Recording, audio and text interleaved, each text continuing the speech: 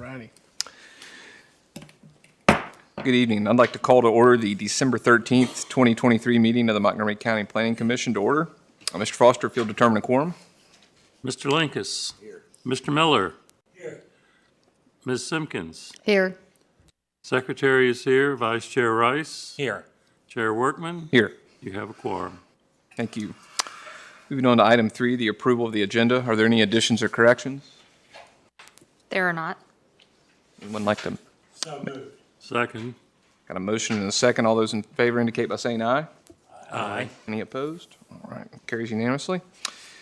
Item 4, the approval of consent agenda. Subsection A is the August 9th, 2023 meetings. Subsection B is the August 16th, 2023 meeting minutes. And subsection C is a major subdivision plat, Preserve at Walnut Springs, Section 5. Are there any additions or corrections to any of the items on the consent agenda? There are not. I motion for approval. Second. Got a motion and a second. All those in favor indicate by saying aye. Aye. Any opposed? All right. Carries unanimously. Item 5, public hearings, subsection A, Montgomery County Comprehensive Plan Amendment, large-scale solar energy systems. Ms. Hopkins, you'll present the information. Yes, so just to review the timeline again, in April of 2023, the Board of Supervisors charged staff and the Planning Commission to begin to study the solar energy system issue within our comprehensive plan and our zoning ordinance. We formed a work group, had a few meetings, and then in August 2023, we went to a community open house with the proposed changes recommended by the work group. At that point, we received some feedback, and staff continued to do some research based on the feedback we had heard from the public. We drafted a new proposed text and delivered that at a work session on October 11th. There were some requested changes from there. We made those, and on November 15th, we had discussion and final review of the amendments. So today we are here for a public hearing. You have heard comments. There were comments made at the November 15th meeting, in addition to the community open house. So we used the input received and the considerations in drafting our language. The original draft language was prepared by the Solar Work Group, as I stated. Once we received that public feedback and stakeholder feedback, we also had several education and training opportunities, and then we did review other regulations. So the draft language that is before you is a culmination of all of that feedback we received, training we received, and we tried to find a compromised approach to the ordinance. So for the Comprehensive Plan Amendment, the updates are to the Utilities chapter of the Comprehensive Plan. The updates are in the introductory language, and we added various new goals and strategies to deal with solar energy systems. Our key issues addressed are balancing the solar development and other land issues, compatibility of the solar development and agricultural land uses. That was a big topic for a lot of the stakeholders that we heard, and also a concern of the Planning Commission is to preserve that agricultural property. Project scale, and then siting considerations. So to balance the solar development and other land uses, we looked at a potential for a cap, and that was some discussion. A lot of other localities have a cap. Typically, it's 1% to 3% of total land. That's not removing the land that's not able to be used for solar. So when we originally looked at this, we had taken out lands, federal lands, agricultural and forestal districts, conservation. So we were kind of comparing our numbers to other localities that did not remove all of those things. So it did look a little different. At the last meeting, the Commission's consensus was a cap of 4,500 acres, which is slightly more than 3% of the available acres throughout the county, but it is less than the 3% of the total acreage of the county. So it does align more to what other localities have done. The compatibility of solar development and ag land uses. We do encourage shared agricultural uses, grazing, compatible crops, pollinator-friendly, ground cover. The one big thing that will help protect the agricultural lands is we do say that you shall not remove the topsoil. And what that does is that allows the land to be returned to that agricultural use once the use is no longer viable on that property. So once the solar system is decommissioned, not removing the topsoil from that property then allows it to go back into the agricultural use. Project scale and siting considerations. We did discourage solar projects in the following areas: our agricultural and forestal districts, lands with conservation easements, historic districts, and growth areas, so our urban expansion villages and UDAs. The reasoning behind that is if we put solar energy, which does not require as much infrastructure, it doesn't impact water and sewer, doesn't require all of that infrastructure that we want for growth, it would also be eating up the land that we want to see for our housing, commercial development, economic development. So we want these located in areas that are not proposed to serve.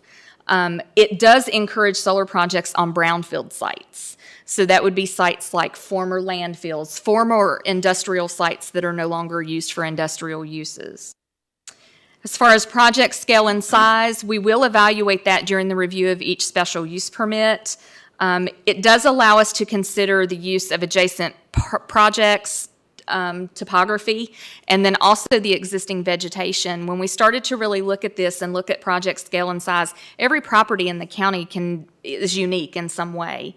And so it's kind of like trying to fit a square peg into a round hole. So we wanted to allow that flexibility so we could look at each project on an as-needed basis. The other thing is, as this technology advances, we assume there will be changes in what these solar fields look like. How big do they have to be? What other things can they put on site to make it more viable? And so this does give us that flexibility to change as the industry changes as well. With that, I will take any questions you have for the comprehensive plan amendment, and then we can open the public hearing. Any questions for Ms. Hopkins? Ms. Hopkins? I'm going to go easy on you since it's Thank you. the end of the year. How much acreage is there in the county and what you would characterize as brownfield? As brownfield, I do not have a total acreage. I will say we do not have an abundance of brownfield sites. I do know of the former landfill off of Cinnabar Road. That would be considered a brownfield site. We might have a couple of small industrial brownfield sites, but there is not an abundance. Other questions for Ms. Hopkins? No? Okay.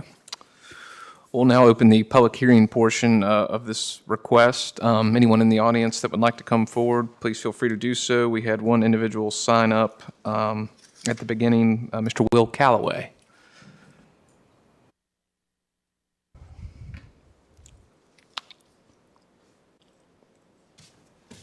Mr. Chairman, members of the commission, thank you for holding the hearing this evening. I've been here, I believe, to speak with you all about 3 times now and have learned something new on each occasion. I'll remind you, I'm from Charlottesville, Virginia, and I work for 270 Strategies, which is a group that is promoting renewable energy in the Commonwealth and supportive of the Clean Economy Act for the Commonwealth of Virginia. First of all, thanks to the staff and the work they've done in putting together both language, accepting input from folks in the community, both pro and con, I know, relative to these ordinance changes and the comprehensive plan changes. We feel like it has been an improvement in terms of attracting investment and solar development in the county, and we think the flexibility that's been generated by this will be very workable, especially with a knowledgeable staff and the developers like those that I work with who will come in and look at the topography, look at the specs, and figure out how to make these things work.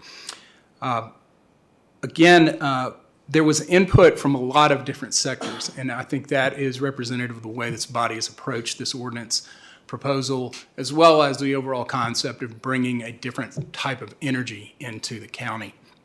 We're pleased to see some of the restrictive measures given, let's say, more flexibility in terms of how this is presented. Again, it will come before the Planning Commission. Again, it will come before the Board of Supervisors. And we believe the flexibility will present ultimately a project that will benefit the community.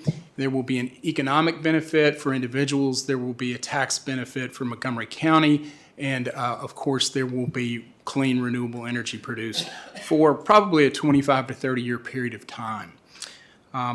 Finally, we think that this is going to benefit not only Montgomery County, but Southern Virginia. We see this as an opportunity for a variety of counties. As has been mentioned, Montgomery reached out to talk with other counties about how they were approaching this. I work in about 5 or 6 different counties, and I will tell you this flexibility is quite welcome, and I believe it is going to be beneficial to all as we move forward. I want this comment period to be short. I'll allow this to apply to both the comprehensive plan and the zoning amendments y'all are considering tonight. And thank you again for your time, and thank you again for the work you do. My mother was a county commissioner for 18 years from Tennessee, and I know that there were a lot of times where the comments she got were not welcome either in person at our front door or on the phone. So thank you all for what you do as public servants. Thank you. Would anyone else in the audience like to address the commission on this topic? All righty. Seeing none, we'll close the public hearing portion and move to commissioner discussion. Any comments, concerns?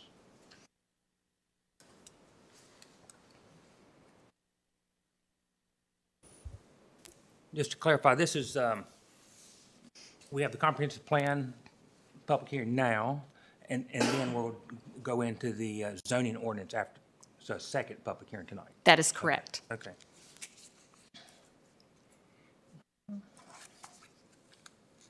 Other comments, or Mr. Foster?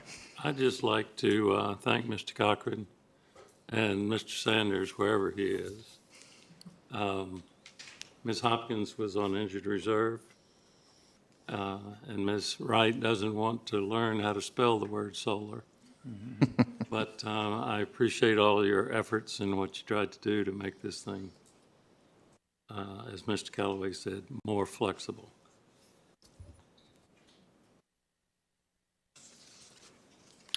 Any other comment, or does someone want to make a motion one way or the other?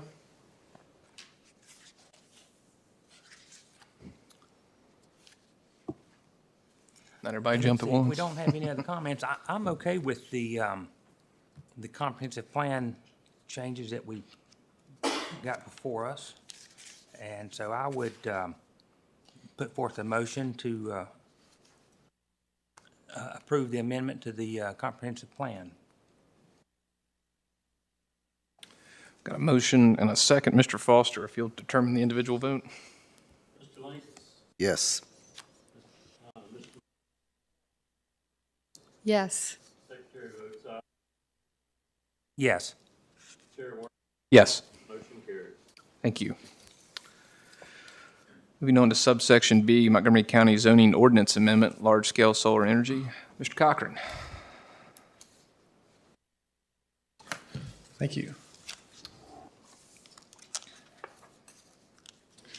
All right, again, not a lot of changes since the last time you guys saw the draft ordinance.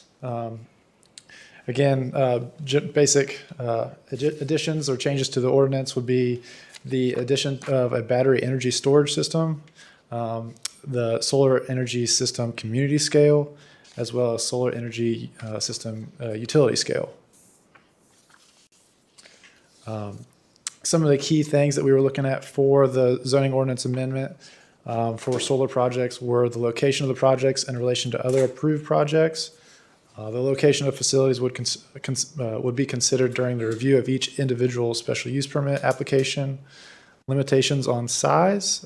Project size will be considered and determined during the review of each individual special use permit.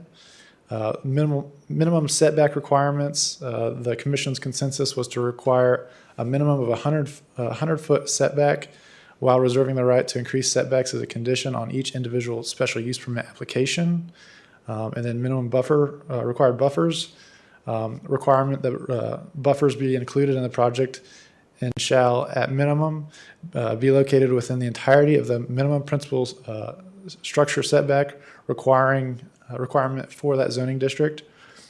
Increased setbacks will be evaluated as part of the SUP for each project. Battery storage facilities. The battery storage facilities will be allowed within both community scale and utility scale solar projects. We also looked at decommissioning of the projects, which is also required by Virginia State Code. It requires the submission of a decommissioning plan as part of the special use permit application, which must include an estimate to remove panels and associated equipment from the site and return the land to its previous condition. If approved, the applicant must submit a bond surety in the amount of 110% of the cost to the county. The decommissioning bond would be reevaluated every 2 years and revised as needed. Also looking at agricultural uses of the farmland. Language was included to facilitate shared agricultural uses within solar projects. And then, as Bree mentioned, the proposed ordinance would prohibit the removal of any topsoil from the project to address concerns about agricultural lands returning to their former state. Other considerations made, a public hearing shall be held by the applicant for public input and questions. A site plan shall be reviewed by the county's development review team and may contract a third-party reviewer at the applicant's expense. And then staff approval of a site, landscaping, lighting, maintenance, and safety plan, as well as environmental and cultural reports shall be completed prior to the issuance of any permits or construction. Any questions? Any questions for Mr. Cochran? You know, I have a question, maybe some history, so Jude might not know, but when we did the travel center at the end of Mud Pike, and the county used a traffic consultant, did the applicant for that pay for the consultant, or did the county pick up that cost? We paid for the review of the traffic impact analysis that they had paid for to be submitted. Plan review is a little different. So what that means is when they submit a site plan and with that, they have to submit their environmental reports, things like that we may not be experts in. So we would send that then to a consultant, and the applicant would pay for that third-party review, just like if they are submitting building plans to the building department for a commercial use, they have to have a third-party review, and they pay for that expense as well. We do the same thing with telecommunication towers. If they submit an application to us and we can't determine if their coverage is adequate or something like that, we can send it to a third party for review, and that is charged to the applicant. I guess what concerns me is it's like a blank check with no opportunity for the applicant to negotiate, you know, the fees, and no motivation on the consultant to hold down any costs, so.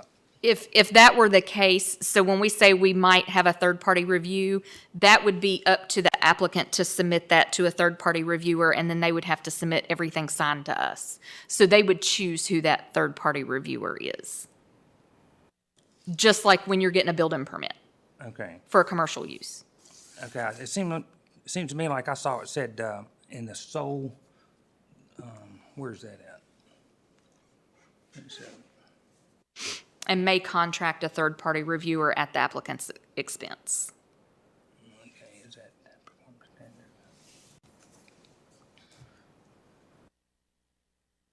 Yes, I see how that could be interpreted, that the county would contract the third-party reviewer and then the applicant had to pay.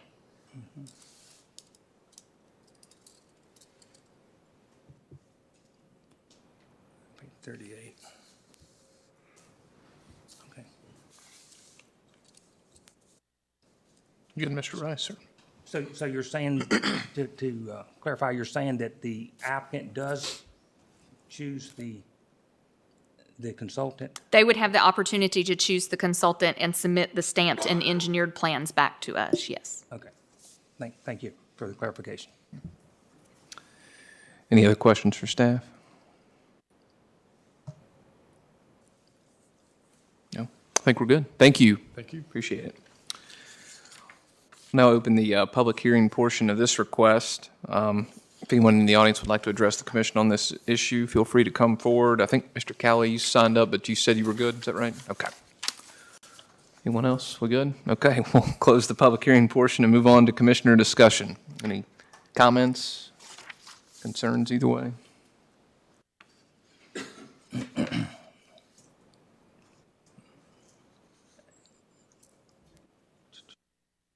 Changes? Regarding the point that Brian was making, is that going to be clarified to make sure it's interpreted correctly? Because it does, I understand what he's saying now about it. It appears that the county's consultant will be paid by the applicant, so. Yes, and so when you are ready and have completed discussion, if you're ready to proceed with a motion, you can make a recommendation that that be clarified, and then we'll have that clarified before it goes to the board. Okay.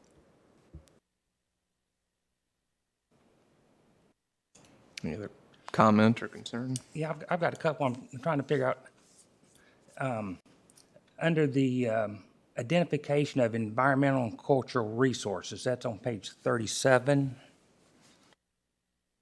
subsection 4. When I first looked at this, number 2 is what kind of caught my eye. It said that on the application, that they're supposed to list or submit the following: the location of all wildlife and wildlife habitats documented by the Department of Wildlife Resources. And that could be a very extensive list, when you start getting down to mice and crickets and, deer and rabbits. And so I'm wondering if this whole section, and before that is the location of architectural and archaeological, it seemed like that would be more relevant to like a comprehensive plan change or rezoning, but under a conditional use permit, it doesn't seem like that's really relevant. Conditional use permit is like an approved use, but we're looking for mitigation factors and so forth. So I'm wondering if that's really necessary to list the wildlife and wildlife habitat. What do y'all think? Any thoughts on that suggestion?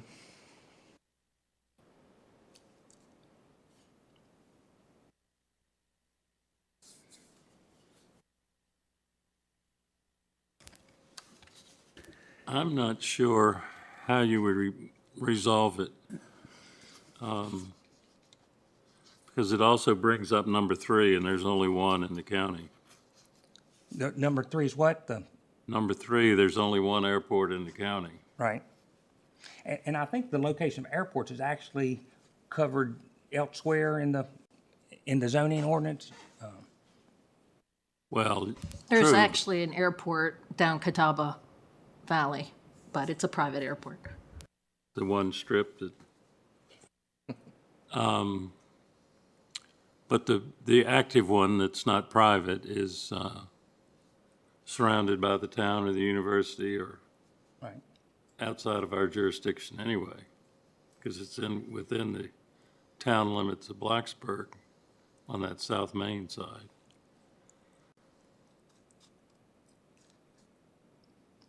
And maybe staff can speak to this. There's a lot in here about glint and glare studies and so forth. And my understanding is on these solar panels, they're designed so that they don't reflect the light off. It's supposed to utilize that light. And so are they a problem for airplanes flying over? I don't know. I'm just asking. We're kind of saying let's stay away from airports, but does a plane flying over, are they affected by these panels? I am not sure if the planes are. I do know the glint and the glare, you are correct. Their job is to absorb the sun, so they don't want to reflect it. However, as they tilt, there could be some glares that do occur. And basically, what they would wind up submitting is the standard industry. Here is our panels, and here's the standard industry. It's not like they have to necessarily go out and do a specific study. They're going to have that information from the manufacturers of the panels. We're just asking them to provide that to us, so we do have that documented.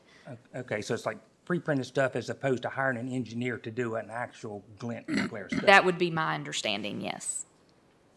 Because on the next page, it actually says that you can't use any material that is not anti-glare and anti-glint. Then Correct. So they would if you submit. use it, then why would you study it? Right, so they would basically submit their panel documentation that would say, these are the type of panels we're using, this is what their glint or glare factor is, and then we would have that in with our materials. Okay.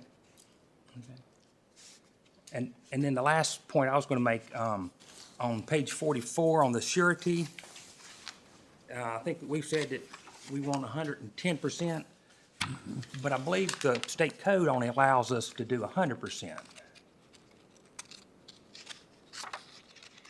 the bonding requirement that you sent out to us, it says that such estimate shall not exceed the total cost. So 110% would be 10% over the total cost. So I think we need to change that to 100% of the cost.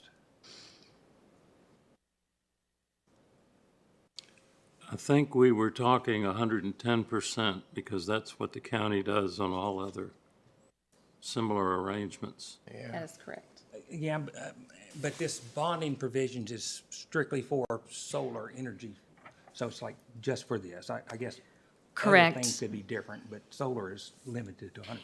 Yes, and so I'll have Marty look into that section of state code and make sure we are compliant, because it could not be 110 if state code states it shall not exceed 100. Right.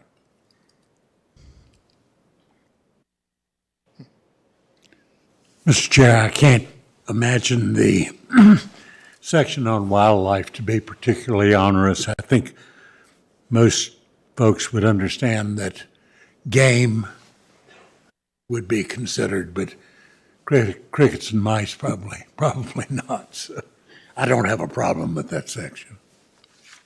Okay. Any other comment on those points that Mr. Rice made?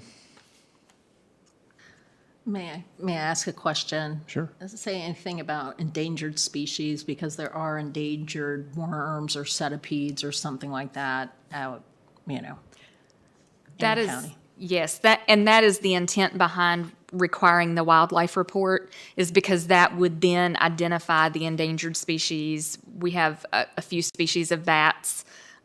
Like you said, I think there's some worms and maybe some moss or something like that. So there are several things that we have in the area, and that wildlife report would then show that. I don't think it's a detailed report. I think what they would do is basically get a map from the Virginia Game and Wildlife or whoever and say, this is the wildlife that's in the area. And then if it is within an area that has an endangered species, they would have to mitigate how they were going to address that. We did have that occur on one of the sites that needed to be cleared.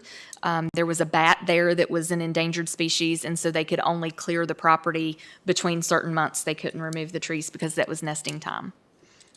Okay.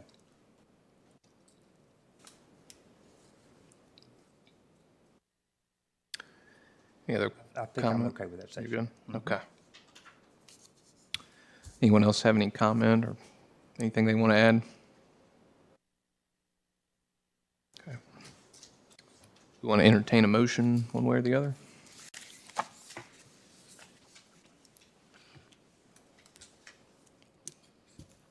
And when we, Bree, just for clarification, when we suggest this motion, do we need to state the code question around the surety bond, or is that just implied?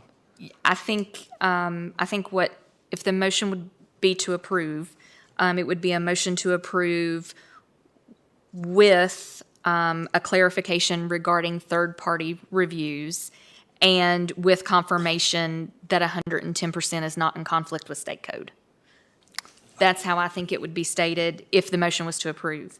If the motion is to recommend denial, then you do not need to include any of that. Got it. Okay. I so move for approval. And I'll second that. So we got a motion and a second with those suggested verbiage there. Mr. Foster, if you'll determine a roll call on the vote.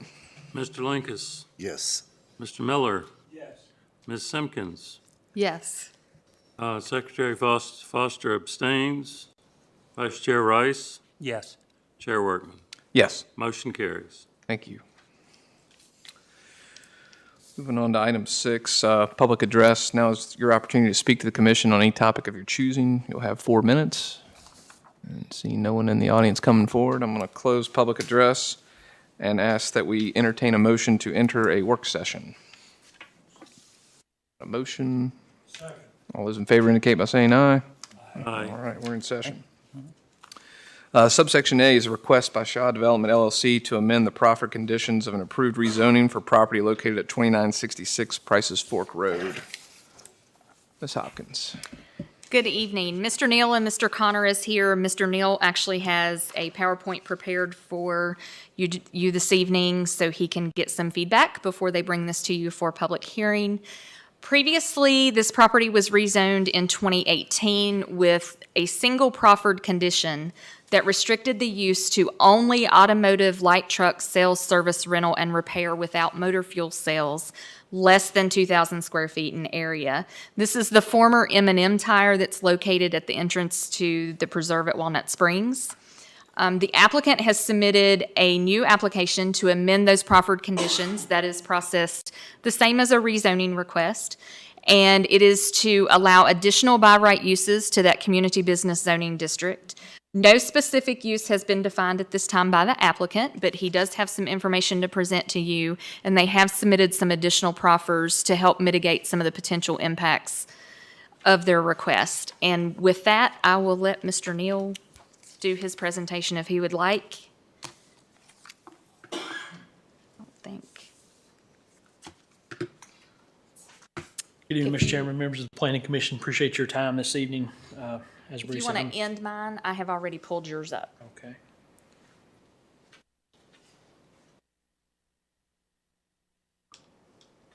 And there we go. How about that? I can't operate a computer slightly. Appreciate your all's time this evening. My name's John Neal. I'm an engineer with Foresight Design in Christiansburg. Kevin Connor with Shaw Development is here as well. I've got a very brief presentation. I don't want to take up too much of your time. I know this is a work session. And we'd really request that we receive any kind of comments that you have, any questions that you have.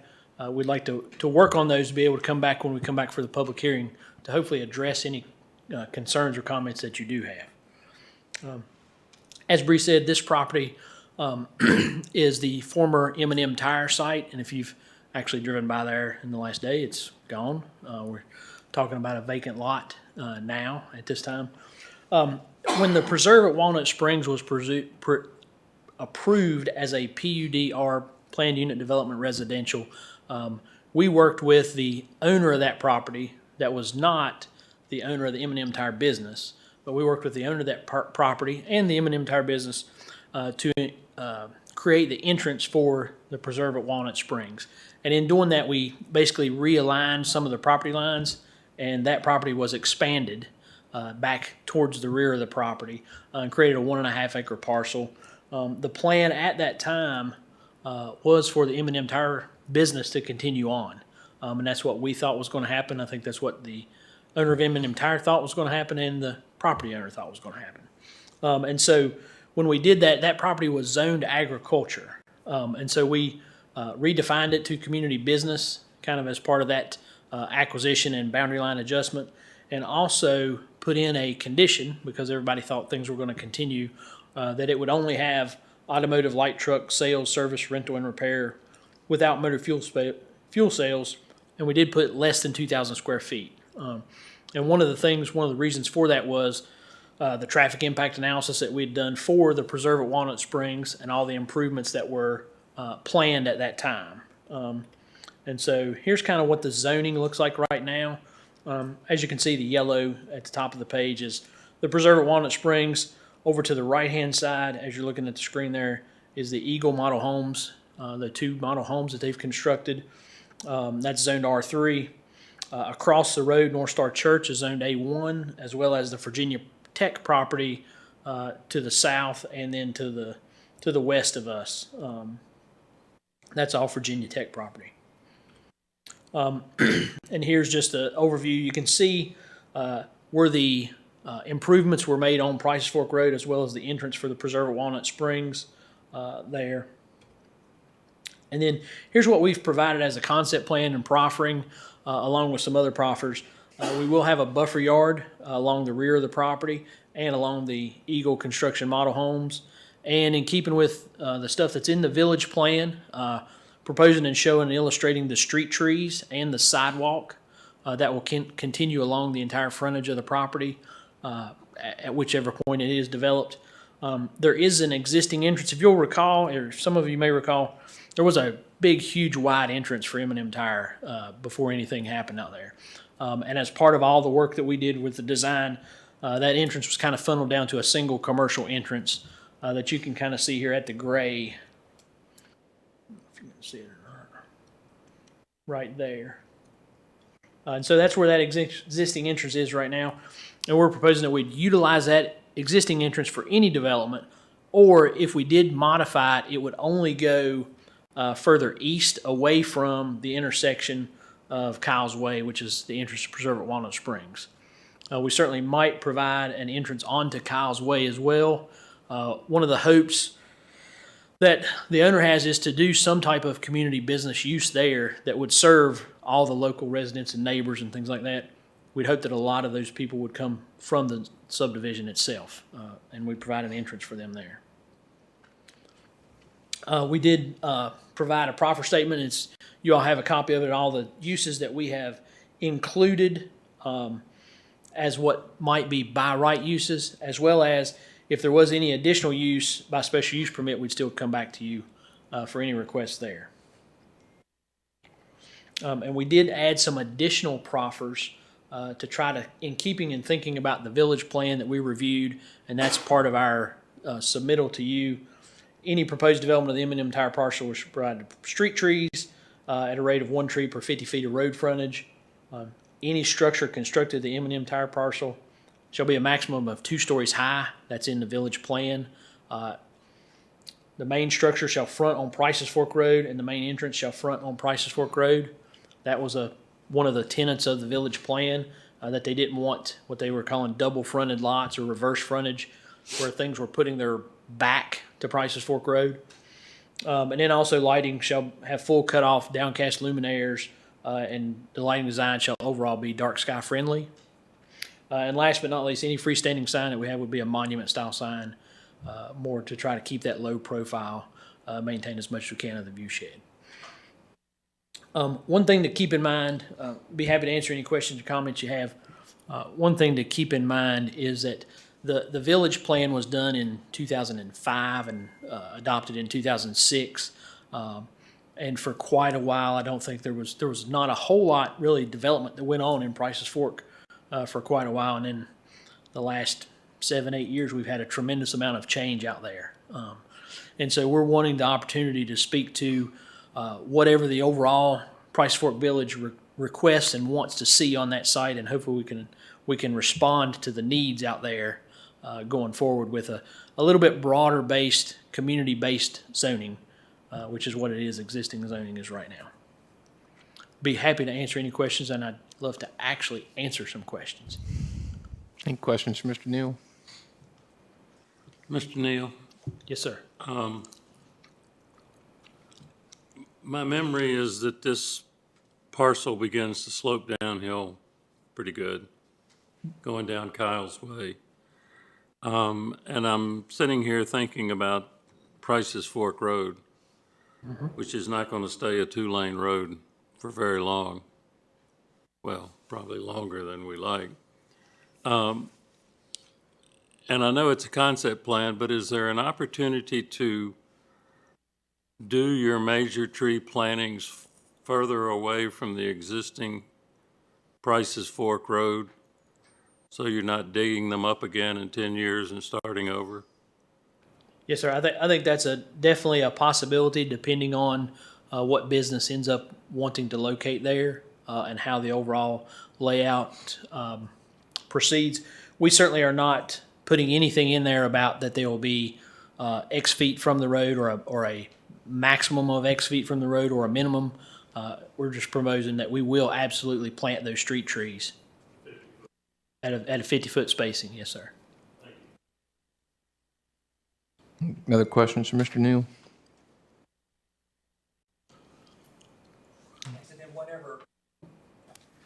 So whatever development comes, it would meet the community business zoning districts it's in effect, right? Yes, sir. Correct. And we, at the same time, as part of the overall site development plan process, we would work with the county and VDOT on the entrance. And so depending on what type of business it is, it might make sense to move that entrance down. But if we did that, we would absolutely would be required to have VDOT approval and the county planning staff's approval.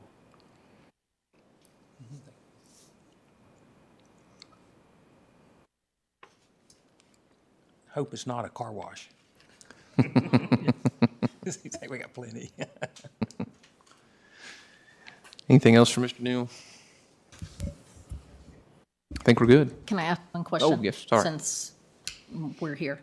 The pull-off for that business with the darker gray, it then, if you're going to continue west, it gives some space to pull into the driving. Is there a reason why you wouldn't just keep the sidewalk straight so that the entrance to Walnut Grove, Walnut, whatever, Springs, it doesn't have that jut out? Does that jut out help with anything? So one of the things, an entrance coming off the street, we have, there's curb and gutter out there. So we have curb and gutter, and then we have to come back up into the entrance. And so we can't have the sidewalk directly adjacent to the curb and gutter. We want to, and one of the design principles for VDOT and things like that is to have a buffer strip between the back of curb and the sidewalk. Interesting, okay. So that's what you're seeing there. That sidewalk actually comes up, and it's a little challenging to see there in the picture, but we're providing a buffer strip between the back of the side, or back of curb and the sidewalk. Mr. Neal, is there any merit in or prohibition to having a secondary entrance to that commercial property if indeed you wish to serve the community on Kyle's Way? Presently, they would have to go on to Price's Fork to access the property. Is that correct? No, sir. We certainly intend, and we think that it would, depending on the business and the location of the building and all those subjects, we think there would most likely be an entrance on Kyle's Way. Yes, sir. Thank you. And it's not our intention to propose that we don't put an entrance on Kyle's Way.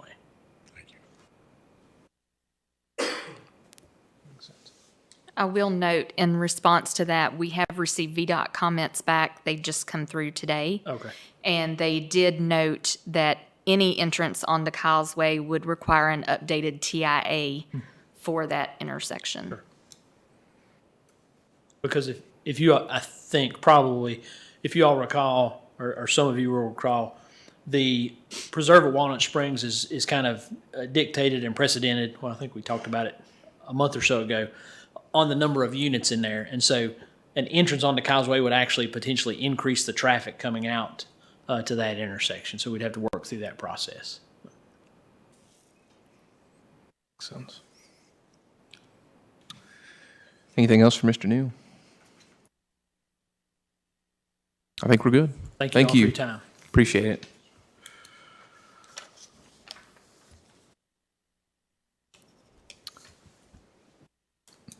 Do we have any further questions for staff or anything around this?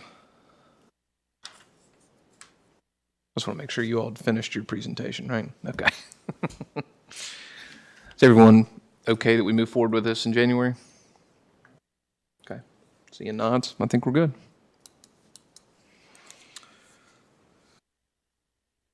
All right. Need a motion to exit work session. Got a motion and a second. All those in favor indicate by saying aye. All right, we're out of work session. Item 8, old business. There's no items of old business. Moving on to item 9, new business, the planning department budget discussion. Ms. Hopkins. Yes, so after the last meeting, I received a couple of inquiries regarding planning commission compensation. Currently, you are compensated, I believe, $35 per meeting that you attend. And we discussed that with county administration. We also discussed it in our leadership team meeting. And we discovered that we have several boards and commissions, but there seems to be no consistency. So county administration has taken charge of this, and they are doing an overall review of all commission and board compensations, and they are doing the study on their part. So I will keep you posted when we hear things. They are looking at other localities to see what they are paid. They're also looking at other commissions and boards, and I'm assuming other localities for those commissions and boards as well. In other items, we did request additional training funds for the department, and we are requesting 2 additional positions, as I noted, Planner 2 and a zoning compliance officer. and that budget is due on Friday, and I am proud to say that I think I have everything drafted as of today. So we should be ready to go by Friday. Are there any other budget questions or concerns that you all may have? I don't think so. Thank you. Awesome, thank you.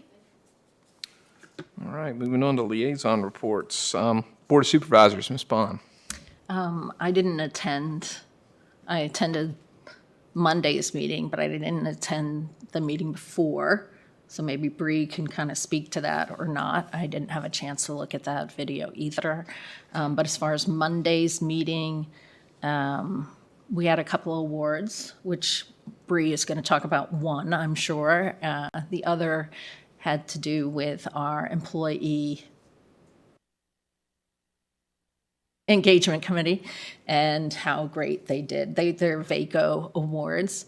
And then nothing too unusual from VDOT, as well as we approved money to go to the Montgomery Museum. And very happy to hear that they've raised money for HVAC system, and so our money is just going to finish up what they need, which is nice. Among some other, I'd like to say minor things, so no Public Service Authority meeting that I'm aware of that I missed. And then we also had a meeting in my absence with the school board and with our legislative, our delegates and state senators. I didn't hear any feedback about the legislative dinner, other than what was in the paper from delegate from Salem, who said that everything that we're asking for probably won't be taken care of. So that was in the newspaper. And I don't know how the meeting with the school board went, so my apologies. Thank you. Thank you. Let's see, Ms. Sharp Robinson's absent this evening, but does anybody have anything from Blacksburg Planning Commission? Do you heard anything, Bree? No? Okay. Christiansburg Planning Commission, Mr. Rice. Let's see, they did have a meeting on December 4th that I attended. They had two public hearings. The first one is concerning the property there. I call it the old Subaru dealership there beside the park and ride on Roanoke Street. And it's a conditional use permit, and Carter Machinery is wanting to set up there as a rental office. And they act like they're going to spend quite a bit of money fixing that place up and getting it back in good shape. And so I think that'd be a welcome addition to that area. And then the second was a conditional use permit to allow a 114-unit apartment complex there across from Sheets, right next to the bypass, little turn in there. 114 units there. And they mentioned a couple times about the Verge development. Have you heard about that? The Verge? It seemed like that might be in behind Lowe's, that property in there. It's kind of close to this, but so I need to find out more about that. I think it's maybe a large development with more townhouses, more apartments. And as a planner and a realtor, I'm kind of concerned that all we're seeing approved is apartments and townhouses. Single-family houses are becoming very scarce, and I don't see a whole lot in the future coming. Townhouses and apartments. Any discussion of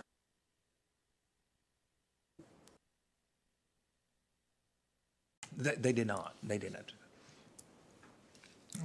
Thank you.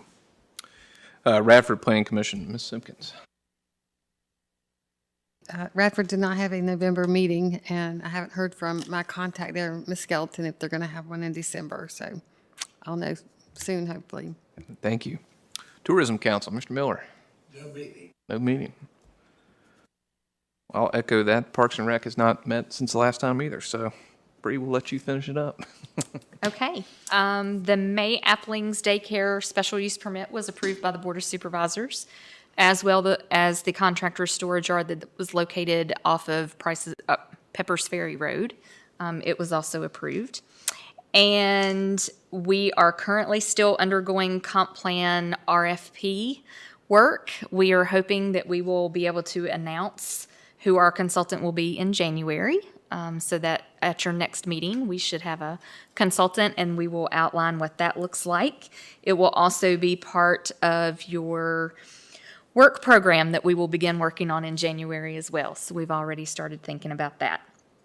As Ms. Bond said, on Monday night, I was present at the board meeting to receive the Virginia Association of Counties Achievement Award for our work with the ordinance amendments and then associated special use permit, site plan, and inspections for the wetland mitigation bank that we had prepared and completed.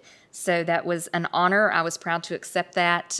As I stated at that meeting, I really thank my staff for doing such a good job and being such a wonderful team. I also thank the Planning Commission and the Board of Supervisors for supporting us as we go through these planning efforts and listening to us and helping us. Public information was a huge part of that as well. They flew the drone before and after, so we got to see what the project looked like before they had started and then what it looked like after. And then Department of Environmental Services, John Burke, does a lot of the ENS inspections, and so it saved us having to make a trip out there as frequently to inspect things. He could report back and say how they were doing. In fact, the last drone flight we got, John was actually the one that went out with Becky to get that. So we didn't even have to be on site. So that was a huge help. When you receive these awards, it's not just one department that makes these things happen. It's multiple entities. And we do appreciate everyone for their assistance and for seeing that. Thank you. And with that, I don't have anything else other than to say Merry Christmas. Thank you.